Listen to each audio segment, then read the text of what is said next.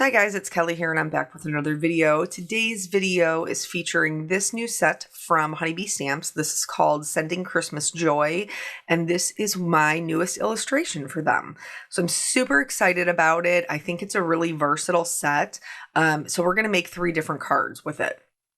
First things first, let's talk about this frame. It's obviously meant to be a postage frame, and it is very wiggly when you take it out. So what I tend to do is just kind of like throw it down and it will keep its shape. If you are purchasing the dies with it, in order to make sure that your dies will cut out your stamped image, I like to put it in my stamp positioner. In my case, it's the Misty. I tape down the die and then I line my stamp up around the die. Once everything is all matchy-matchy, I can pick it up with my door and then I remove the die.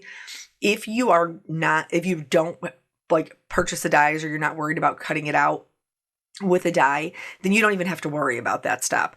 But anything, like one of the great things about like photopolymer is that you can kind of bend it and mold it a little bit to do what you want it to do, especially with like sentiments and like rounding them and things like that.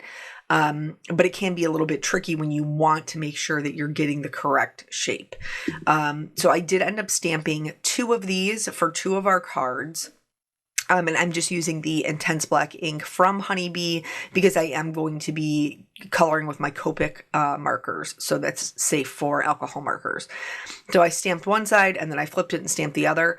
Here, these are all of the floral images, and I thought I was going to need 2 pieces, but I actually ended up being able to fit it on 1 piece. So it's 1 cluster that's kind of already built, a large open flower, a bud, and then 2 leaves. And I am going to stamp 2 of these because, like I said, I knew going in I was going to be making multiple cards. So I'm just going to go in, same ink, and please forgive my camera. I still have not figured out what is going on with the autofocus. I know it was my kid. I just know. Not like I don't blame him for everything. I do take responsibility when I make the error. But one night he was in here and he was messing around with it, and it has never been right since. So anyway, I'm going to go ahead and stamp those down. And like I said, I stamped 2 of these. And then from here, we're going to die cut the frames out. So you can choose to die cut just the outer frame, or you can use the inside die to die cut it out as a complete frame. And the reason that is so that you can very easily color the inside, like do ink blending and things like that, without having to mess up your white border of your postage stamp. So I am going to be doing 2 different colored backgrounds. The first one will be this green combination, and then the second one will be blue. I could have done red, but blue is my boyfriend, and you guys know that there always has to be some blue. So basically, these little rectangles, I'm just doing them the same way. I'm going to go in with my lightest color kind of all over, and then add my darkest colors around the edges, and then I always do my ink blending twice. I will eventually speed this up though, because you will have gotten the gist of it, I promise. I promise. So yeah, the Honeybee release, the Christmas release, is live. It's called Cozy Christmas, which I think is adorable. And there's just so much good stuff in there, like so much good stuff in there. I'm very excited to use the other items, but of course, like when you draw the things, you have all these ideas, and actually I had a really, really hard time sitting down to decide what I was going to make because I had so many ideas for this set that it was kind of blocking me. Like I couldn't make a choice. Does that ever happen to you? So eventually I was like, hey, like keep it simple, girlfriend. Just, use the set the way that, with just the set. And then after that, you can kind of go crazy with some of these other ideas that you have. So here's where I've sped it up, and I'm just working my way back from the darkest back into my lightest to make sure that I have really good coverage and a nice blend. So as you may have noticed from the title of the video, now that I'm very interested about this, so I want your guys' feedback. I prefer, like me as a card maker, I always prefer to have single flowers that I can kind of build my own arrangement. And other people, like I've been told by other, company owners and stuff, that they prefer, or what I shouldn't say what they prefer, what their customer base prefers is to have pre-built images. And I see the allure to both. I really do. But just because I'm a person who, I like being able to put them together how I want. But I do understand how nice it is to have something that's kind of pre-built and, that you can just stamp down color and you're done with it. But I am very interested. Most of my sets, I typically do like kind of a pre-built floral arrangement, and then I will add like 1 or 2 extra flowers to kind of get the best of both worlds and make it the most versatile. You guys know that that's really, really important to me when we're designing my sets. But I'm curious about what your opinion is. Do you like to build your own, or do you prefer them to be pre-built so you can just, kind of stamp and go? Okay, so now both the backgrounds are done, and we're going to talk about some things you can do to the background to kind of make it your own. First things first, you can like stamp a very subtle pattern. So I just use the bud. And honestly, if I had to go back, I probably would have used the peeled paint and not the crushed olive, because the peeled paint would have stood out a little bit more, but this is like tone on tone stamping, and it's just going to add a really subtle, interesting pattern into the background. And you can do this with any, like I could have picked the leaves, or I could have picked the larger bloom. Any of them would have been just fine. And then you just want to make sure you're stamping off the edge so it looks like that pattern keeps going. For the blue one, I thought I would do it so it looked more like it was snowing. So if you watch my channel, you know that in this little cup here is perfect pearls. I didn't mix it because I already had some that was like dried down in there, but you just take a little scoop of perfect pearls and then add some water. Then I did do some spatters of just clean water, and now this is Copic opaque white ink, and I am going to mix that up just with the dampness that's on my brush, the water that's on my brush, and then I'm going to spatter that into the background as well. This to me looks like snow, and so that was the game plan in doing so. For this one, I did do the clean spatters, but then I added not the perfect pearls in the color perfect pearl, but perfect pearls in the color gold, just because I felt like I always do when it comes to like Christmas cards. I feel like the more shimmer the better, and I really love the gold with that more like olive-y color green. So now let's talk about the coloring of the flowers. Here, what I'm doing is I'm going to color them yellow. We'll talk about why in a second. But I'm going to also do the stamen yellow as well. So I'm going in with my darkest color first, and I'm adding that to all of the areas where I want there to be shadow. And so the general rule for that is when anywhere that 2 objects meet, or where one object lays on top of the other. So where the petals are kind of curling over at the ends, I'm definitely adding shadows there. And where one petal is tucked behind another petal, I'm adding shadows there. After that, I do tend to add shadows kind of around the base where the petals would be connecting to like the stamen of the flower, the center of the flower. And then there are some that I do add a couple just little flicks of color to the outside edges. And usually when I do that, I am looking for the lines that are drawn there and then deciding if I want the shadows to kind of be on the left or right hand side. Those lines, following those lines and adding shadows to them, are going to be what gives your petal more of a ruffly texture. so that it looks like the petals have movement. And you can see even like after I do my darkest color, I go in with my mid-tone and just kind of extend that out. This is my lighter mid-tone, and I'm going over, again, the darkest color, the dark mid-tone, and then extending that out as well. You can see there's still plenty of white area, and that white area is going to be my highlight. Now, this flower is fully opened, and we're kind of almost like looking like right front and center at it. So it's going to have a lot more of the lightest color. But as we get back into these ones that are more of like a side view or the smaller buds, you're probably not going to see as much Y02, that lightest color used, because they're just more closed in on themselves. So you'll see a bit more of those darker colors, and that would be true in nature as well, where those, you know, that are more closed up would naturally be a bit darker because they wouldn't be receiving as much light. But for all of them, I did the same thing, you know, that we just talked about with the darkest color. You know, I added shading coming up from the center. If there were petals tucked behind, I added shading on the one that was behind the other.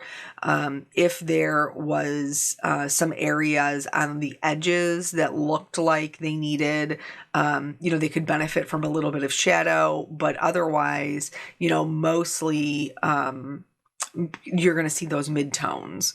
And then here, there's definitely not as much real estate for the lighter color, but that's because we're looking at this one in a side view that's kind of coming out from behind some other flowers. So why yellow? Why did I color these yellow?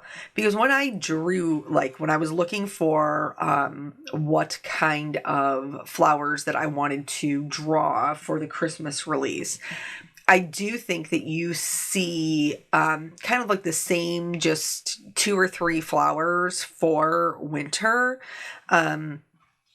because they're just, I mean, there's not that many flowers that are grown in winter. Like, let's just be real. It's not like everybody's trying to copy each other. That's just what nature has given us. So you know, typically you have a poinsettia, amaryllis, maybe some hellebores. And so I went kind of deep diving, looking for a flower for the kind of postage stamp look we were going for. And what I kind of stumbled across was these winter like buttercups. And, you know, there's pictures of them that people have taken where they're like blooming up out of the snow. And I just thought, oh, well, that's kind of fun. Like that bright little pop of yellow through, you know, the snow. And you don't typically see these. They have more, like their leaves are more of like a collar that kind of grow down, almost like, yeah, I mean, I guess that's how they would describe it, like a collar. Like it almost looks like a little tutu that kind of comes down from the flower, and as it grows and blooms, you know, that bloom comes up and the leaves grow down. So I think that you can color them any color that you want, but traditionally they are seen as yellow. And like I said in the beginning, I had so many different ideas for how I wanted to do things that I just decided that I was going to keep it simple and traditional for my first couple of cards, and then I could go crazy with ideas. So for these, the center is also like yellow with some green. So that is why I colored it that way. For the leaves are typically more of a yellow green. I definitely could have gone brighter, but I wanted to use that color combination. I wanted it to look more like winter or fall. So for me, that's more of a jewel tone. And I do have a tendency to use this particular family. This is the YG90s family more in the winter and the brighter colors in the summer, which isn't like I mean, I still will use some of the brighter colors, but I do find myself using this more as the weather gets colder. And so again, like this one in particular, where it's kind of at the side, the leaves are drawn in there, but you can't really see the end of them because it's tucked behind the other flowers. And for some of these, I only went out to the lighter mid-tone, which is this YG95. But for the ones that you could really see, like they would be in full light, I did go all the way out to the YG93. And these are definitely more kind of desaturated than my typical colors. They're a little bit more muted, but they're still really, really pretty. So I'm going to color the other ones off camera, but then this is the way that they look. For the postage, I'm not going to do much here. I just didn't want to leave them stark white. You could also do this with your like ink blending brush, but I'm just going to add a little bit of gray around the edges. So for me, that's some cool grays. It's a C3 and a C1.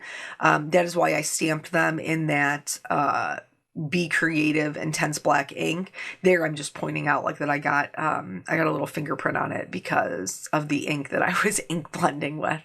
So making sure your hands are clean. Don't do what I do. Actually, I don't even notice that in the end. I'm not even sure where that spot was, so I guess I'm not overly worried about it.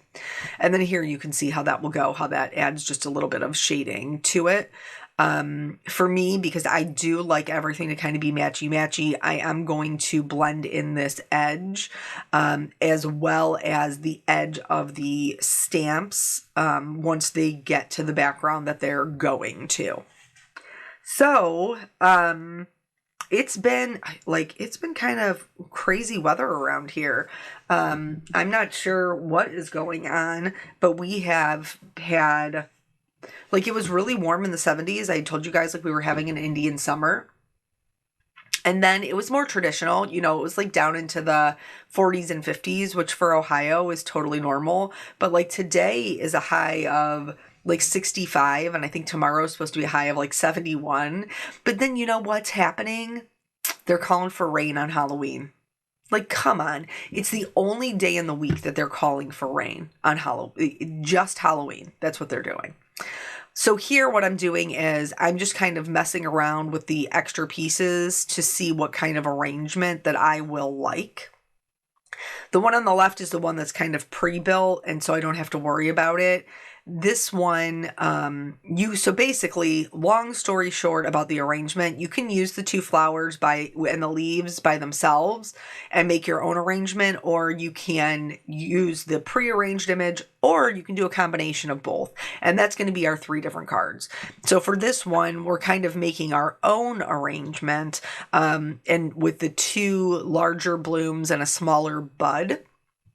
Working on that visual triangle. But you could also just use the 2, and then if you have a larger sentiment. So I'm just kind of messing around and seeing what I like here. There isn't a right or a wrong way to do it. It just is whatever makes you happy. I typically try to mess around with it until I feel like it's balanced. So for here, like I have the 2 larger blooms and then the smaller one. And then I know in that kind of bottom left where I need to fill in that space, I will put the sentiment. And then don't forget, you can also like tilt these, change the direction that they are going to make your arrangement work better. That's what I did over on the white one. And then once I'm happy with how that they're looking, I'm going to use just a little bit of glue to glue them together, so I don't have to worry about my arrangement coming apart. For this one in particular, the white one, I am going to cut a little bit of a background. This is the vintage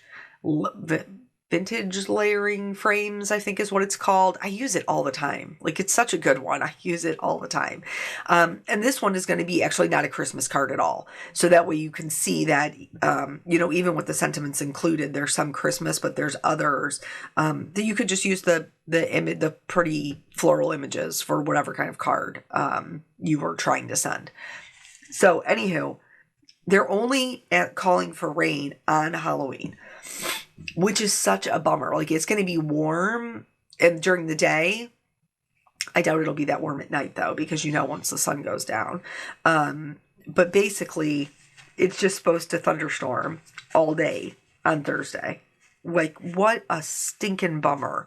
So I'm praying that it comes early or it comes late. Like, if I could get Wednesday into Thursday, that would be fine. Or Thursday into Friday, also fine. Like, just please set us free Thursday evening and let us have not rainy weather. Last year it was cold. It snowed. But even that is better than rain, honestly, because then you're just wet and soggy and cold and it's the worst. So here I have this is nautical cardstock and pesto cardstock. Both are from Hero Arts. I'm going to do my sentiments on there, and I'm going to do them in white heat embossing. Love the font that they put with this set. So I'm just going to treat with my anti-static tool, stamp it down in our brilliant white pigment ink, and then heat emboss it with some white detail embossing powder. If you watch very closely, you can watch me drop the embossing powder. Oh, because it happens to the best of us, doesn't it? So yeah, anyway, we have Halloween coming up, and then Little Miss Jelly Bean's birthday is coming up. So she's going to be 3. Can you guys even believe it? 3 years old. And so I always do a theme for her birthday party, and truly you guys are going to laugh so hard, because there's like, my kids are always into different things. What did Nathan want for his 3rd? I think it was Blaze and the Monster Machines, which was like a monster truck cartoon show. But hers, like, the only thing she's into right now is Taylor Swift. Like, she knows the words to the songs. She's very, very into Taylor Swift. And I told my husband, I was like, dude, we're going to have a Taylor Swift birthday party. Like, I don't know. She's not into anything else. So that's what we're doing. And we usually get like matching t-shirts for the day of the birthday party, but I can't get matching Taylor Swift t-shirts. So I did find a couple that were like relatable to her, or they were song lyrics or whatever. But I made sure we all had black t-shirts. They aren't going to match, but they're all going to be in the same theme, so hopefully that works. And then I make all of my kids cakes, so I got to figure out how I'm going to do that, because I have no idea. If you have any ideas, let me know. I'm open. So here for the postage, I did color in the white outline so that it would blend in to the background, just like I would with anything else. And then I'm going to go ahead and adhere that flat. For all of these cards, I didn't add any dimension. They're all adhered flat. So that way, they'll go nicely through the mail. So once I put my frame down, then I can fit the inside piece. It didn't fit in quite as well when I first put it in. And then I realized, like, because it is a die cut, I may not be putting it in the right way. So I just flipped it and it totally worked much better. And then I'm going to glue this down. Again, I'm going to blend in those edges with my ink blending. I do kind of eyeball it, but by all means, if you are not that comfortable with your alcohol markers, please, use like a scrap sheet of paper and then just kind of hold it up there until you find one that'll work. If you truly cannot find one that will work with your marker selection, try layering them. Here, I love the sentiments, but it was just like not fitting the composition. So I did just trim them. So now it's a stacked sentiment that says sending Christmas joy. And then I'm going to do the same thing for the other 2. I am going to trim them so that I can stack them. This green one will say Merry Christmas. And then the one, our non-Christmas card will say with love from all of us. Which is just like, general. It could be a sympathy card. It could be a thank you card. It could be, just a general kind of thinking of you card. So then here, I didn't mention it when I was doing it, but I did add some forest moss around the edges here so that everything would blend in.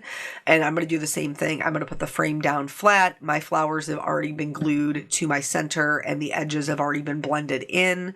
And then I'll just fit that right into there and then add my little Merry Christmas sentiment. There are 4, I think. I think there's 2 pearls and 2 gemstone packs that have been released, the pearl stickers and the gem stickers. Yeah, because there's gingerbread pearl stickers, gingerbread gem stickers, and then North Pole gem stickers and North Pole pearls. I ended up using the North Pole gem stickers, which is just like a little bit more of a classic kind of Christmas. But they have other ones, you know, like especially the the metallic mix. That one's one of my favorites, especially for the holidays, because it's all neutral metallics. Love, love, love that.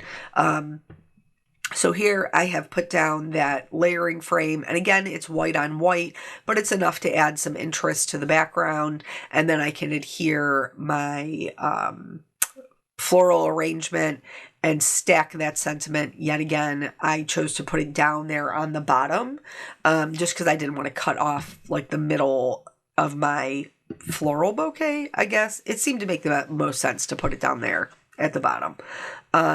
And then, of course, you guys know I can't leave anything well enough alone, so I'm going to have to do some details.